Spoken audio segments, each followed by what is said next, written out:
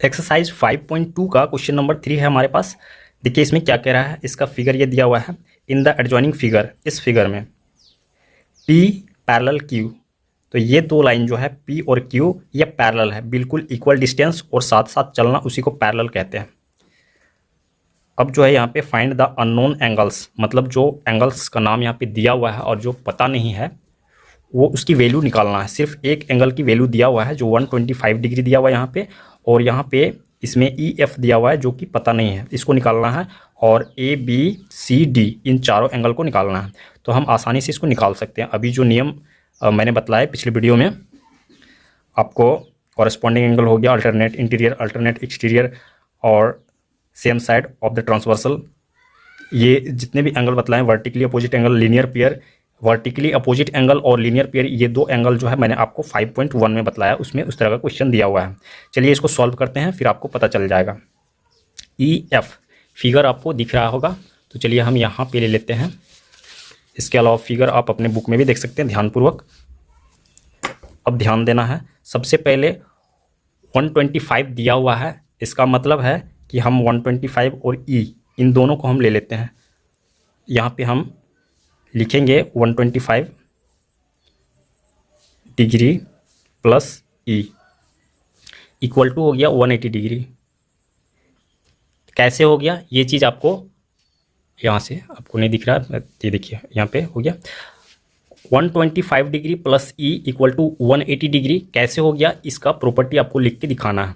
तो इसका हो गया लीनियर पेयर के द्वारा, लीनियर पेयर ये लिख देना है, इसके द्वारा हुआ। E की वैल्यू निकल जाएगा, E हम इक्वल टू 180 डिग्री, 125 डिग्री यहाँ पे माइनस हो जाएगा। कितना बच गया, 100 तो चला गया, और इसमें से 20 अगर हम चला गया तो 60 बचेगा, और 5 चला जाएगा तो इसमें क्या बच जाएगा, 55 बच जाएगा। यहाँ पे E इक्वल टू 55 डिग्री आ गया। E की वैल्यू हमें पता चल गया। अब जो है F यहाँ पे देख रहे हैं, अब F जो है EF वर्टिकली अपोजिट एंगल है, इसका मतलब है कि हम F equal to E equal to 55 degree किस नियम से हुआ, प्रॉपर्टी आपको यहाँ पे लिख देना है। इसको लिख देना वर्टिकली अपोजिट एंगल, अपोजिट को मैं शॉर्ट में लिख रहा हूँ, आप समझ जाइएंगे। यहाँ पे जो है अपोजिट मैंने बोल दिया है, और एंगल्स हो गया, एंगल्स ये हो गया, ये कंप्लीट हो गया। अभी आगे और इसमें है, इसको निकालना है। ठीक है, यहाँ पे इसको निकालना भी काफ़ी इजी है। जैसे कि ये पैरेलल लाइन है और ये ट्रांसवर्सल है, तो ये इसके बाहर हो गया, ये इसके अंदर हो गया। तो अंदर और बाहर में हम क्या बतलाए थे, कॉरेस्पॉन्डिंग एंगल होता है, वो दोनों एंगल इक्वल होता है। तो यहाँ पे हम लिखेंगे D इक्वल टू 125 डिग्री। कैसे हो गया, इस चीज़ को यहाँ पे हम लिख देंगे, कॉरेस्पॉन्डिंग एंगल के द्वारा हुआ, कॉरेस्पॉन्डिंग एंगल्स, इसके द्वारा D की वैल्यू हमें प्राप्त हो गया 125 डिग्री, और D के वर्टिकली अपोजिट में वर्टिकल अपोजिट एंगल B हो जाएगा।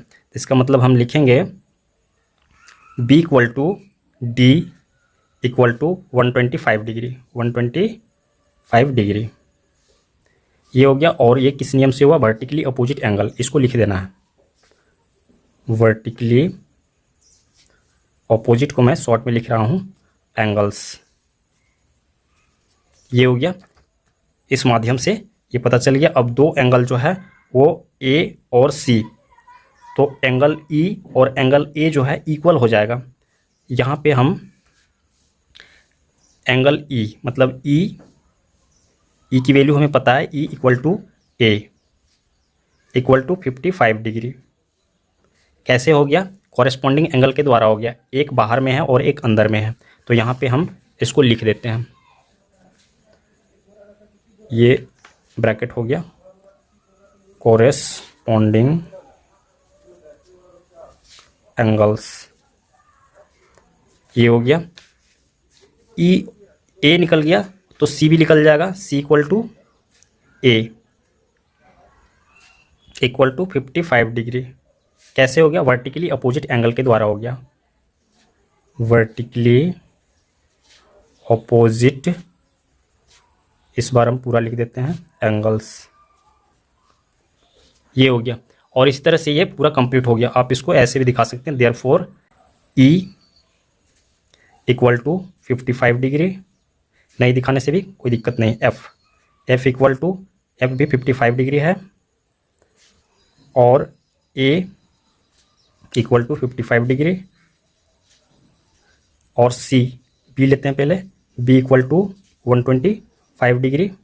कितना आया हुआ है, बी 125, दो ही एंगल तो यहाँ पे आ रहा है बी। उसके बाद सी यहाँ पे ले लेते हैं, सी इक्वल टू 55 डिग्री, और डी इक्वल टू, एंड लिखेंगे, कोमा हटा देंगे, and D equal to 125 degree. तो ये इसका आंसर हो गया, कंप्लीट हो गया। नेक्स्ट क्वेश्चन लेंगे।